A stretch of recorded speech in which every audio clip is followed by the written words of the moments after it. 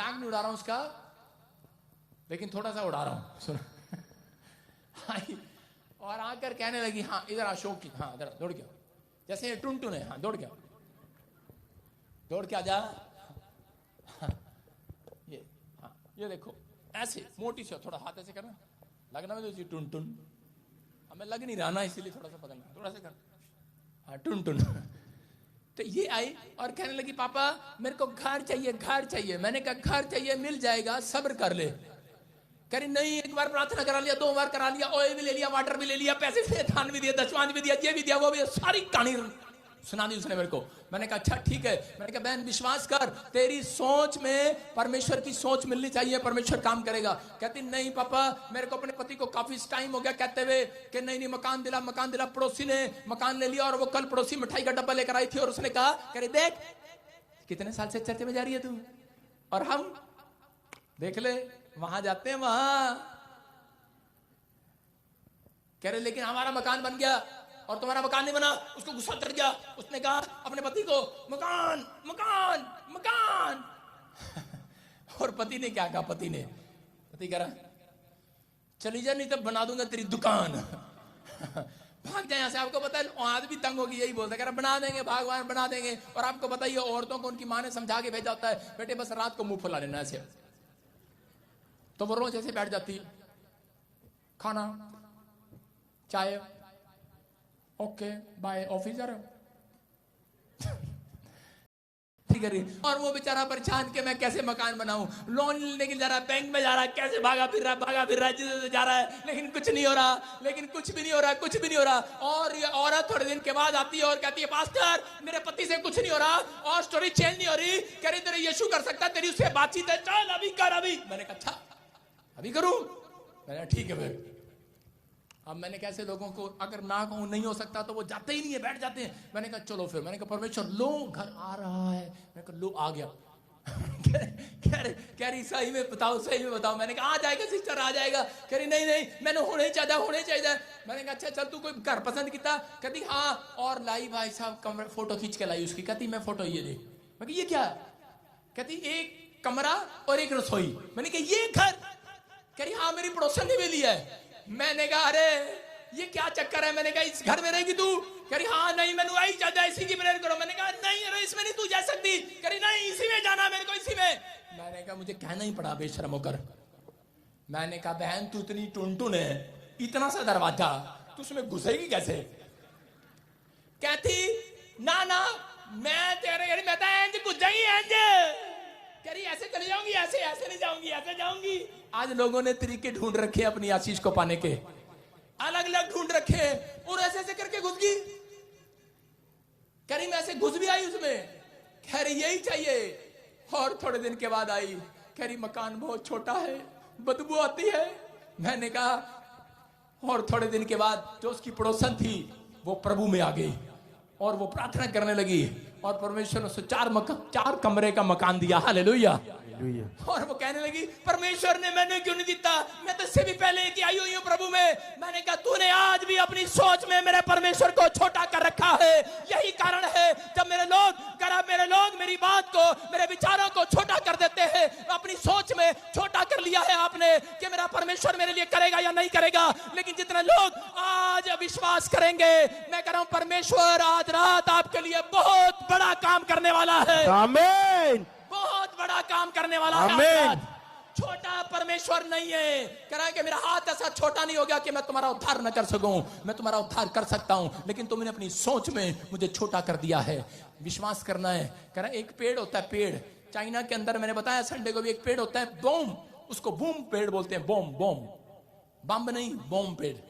वो इतना सा होता है और उसको उसी समय लगाते स्क्रीन पर दिखाएंगे। और उसी समय उस पेड़ को लगाते किसान थक जाता है। 1 साल नहीं बढ़ता, 2 साल नहीं बढ़ता, उसकी ग्रोथ नहीं होती, 3 साल 4 साल। लेकिन 4 साल के बाद कह रहा है कि उसका मालिक जो होता है वो इतना थक जाता है और सोचता है कि अब कुछ नहीं हो सकता, मैं इस पेड़ को उखाड़ कर फेंक दूं। डॉक्टर बुलाता है, खाद डालता है, पानी डालता है, हवा डालता है, बड़े इंजेक्शन लगाता है उसको। जब 4 साल कुछ नहीं होता, परमेश्वर के हाथ में छोड़ देता है। कुछ कभी तो होगा।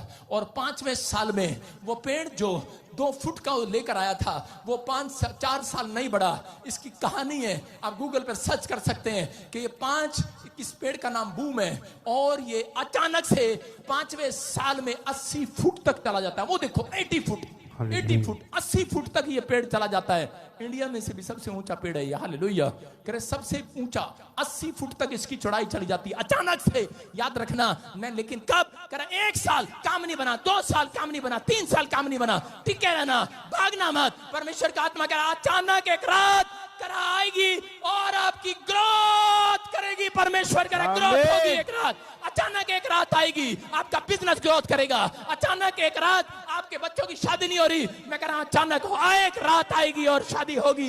मैं कह रहा हूं जिस बात के लिए आप तकलीफ में हैं, जिस बात के लिए आप अपने आप को घायल कर रहे हैं, कह रहा अपने सोच में, विचारों में से घायल करना बंद करें। हालेलुया। अपने आप को घायल करना बंद कर। मैंने पड़ोसी को बोला अपने आप को घायल करना बंद कर, घायल करना बंद कर दो अपने आप को। परमेश्वर आज आपकी सोच को, आपके विचारों को बदलना चाहता है। अगर आज आप चाहते हैं कि परमेश्वर मुझे बदले, तो वो आपकी आशीषों को खोलेगा। लेकिन जब आप अपने हाथ को उठाकर आज कहेंगे कि परमेश्वर मैं बदलना चाहता हूं, वो कह रहा है कि मैं देखता हूं तुझे उठते हुए, बैठते हुए, चलते हुए, फिरते हुए, मैं तुझे जांचता हूं तेरे मनों को। आज रात परमेश्वर से मैं प्रार्थना करता हूं, जो मुझे ऑनलाइन सुन रहे हैं उनकी सोच बदल जाए आज रात, उनकी आशीषें बदल जाए आज रात यीशु के नाम में। निर्गमन 14 के 12 में लिखा कि इजरायली 430 साल तक कुड़कुड़ाते रहे कि परमेश्वर नहीं है। उनकी सोचों में, विचारों को बदलने के लिए परमेश्वर ने मूसा को भेजा। और जैसे ही वो मूसा गया और उसी समय परमेश्वर ने मिरेकल करना स्टार्ट कर दिया। हालेलुया। और उसी समय परमेश्वर उनको छुड़ा कर ले आया, 430 साल की गुलामी में से छुड़ाया। लेकिन उसके बाद भी कह रहे कि वो लोग इतनी गुलामी में रहे, 430 साल तक गुलामी में रहने के बाद उनके सोच और विचार भी गुलाम हो गए थे। हालेलुया। लिखा, क्या हम तुझसे मिस्र में यही बातें ना कहते रहे कि हमें रहने दे, कि हम मिस्रियों की सेवा करें? हमारे लिए जंगल में मरने की अपेक्षा मिस्रियों की सेवा करना अच्छा था। क्या बोल रहे हैं, कुड़कुड़ा रहे हैं ये लोग। ये क्या कह रहे हैं? कह रहे परमेश्वर, क्योंकि जब 430 साल की गुलामी में से, मिस्र में से बाहर आए, तो जंगल में भी इनको 3 दिन खाना और पानी पीने को नहीं मिला। और जब नहीं मिला तो ये कुड़कुड़ाने लगे और कहने लगे कि परमेश्वर, एक्सोडस में लिखा इंग्लिश में, कह रहा कि यहां पर कह रहा, is not this the word that we did tell thee in. Hallelujah. कह रहा क्लियर बोल रहा है इस बात के लिए। कह रहा कि मेरे पास, कह रहा कि इससे अच्छा हम तुझे कहते नहीं रहे। आज बहुत सारे लोगों के जब काम नहीं बनते तब वो कुड़कुड़ाते हैं और कहते हैं कि परमेश्वर पता नहीं तो मेरी लाइफ में काम करेगा नहीं करेगा, इससे अच्छा तो मैं मर जाता, इससे अच्छा तो मैं दुकान खोलता ही ना, इससे अच्छा तो मैं अपने बच्चे को बाहर भेजता ही ना, इससे अच्छा तो ये काम होता ही ना, मैं मर जाता।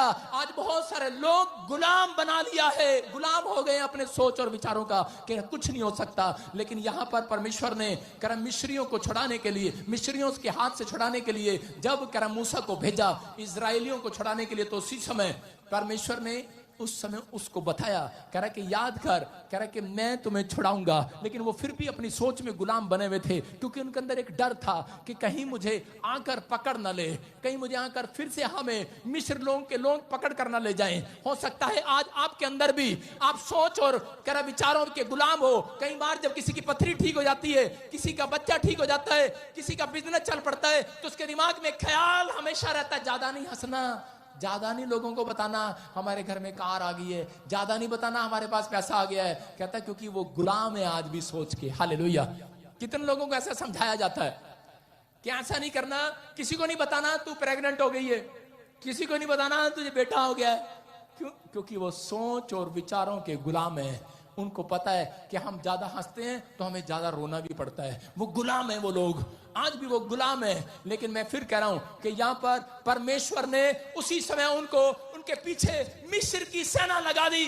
और क्यों वो कुड़कुड़ा रहे थे, मिस्री उन्हें मारने के लिए तैयार थे, भाग रहे थे, उनके पीछे भाग रहे थे, भाग रहे थे, भाग रहे थे। लेकिन आज स्पिरिचुअल लोगों में और जो स्पिरिचुअल नहीं है, जो आत्मिक लोग हैं, मैं उन लोगों की परिभाषा बता रहा हूं आज, और जो शारीरिक लोग हैं और उनकी बता रहा हूं। हालेलुया। कह रहे हैं कि बड़े सारे लोग कह रहे हैं ये लड़का इतना फटाफट, हाँ ये मिस्री मेरे पीछे लगा हुआ, ये मिस्री पीछे लगा हुआ मारने के लिए मिस्री पीछे लगा हुआ है इजरायलियों के। और लेकिन कुछ लोग तरह तरह के आत्मिक लोग